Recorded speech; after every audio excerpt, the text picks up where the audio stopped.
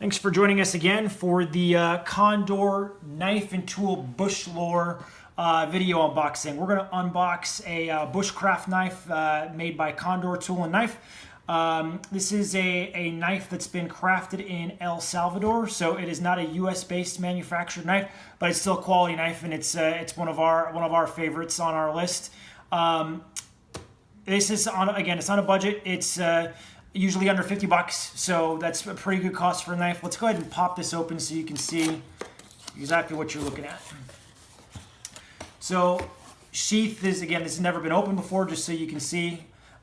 Sheath is decent quality. It's a leather, not the same quality of leather as like a Benchmade sheath, but overall it's very good. Let's go ahead and take this out of the package and take a look at the knife so we can see how it performs ergonomically. Packaging is nice and tight here. We're gonna unwrap this bad boy and take it out of the package here.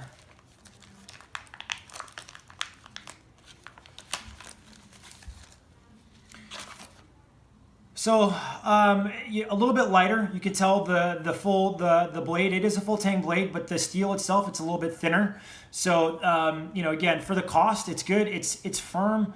The machine work, obviously not as high quality as some of the other knives that we've seen, but for the cost, it's still it feels really good for the cost. So the knife itself is decent. It's lighter than some of the other knives that we've held on to, which again, if this is something that you've had experience with, you'll know that Benchmade knives typically run a little bit heavier. So do other knives from like Buck.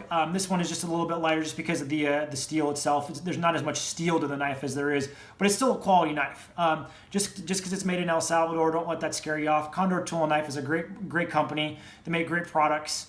The blade itself is a drop point, so you can see by the way the blade is formulated that it's a drop point, which is nice. It's made out of a 1075 stainless, which is it's a quality steel.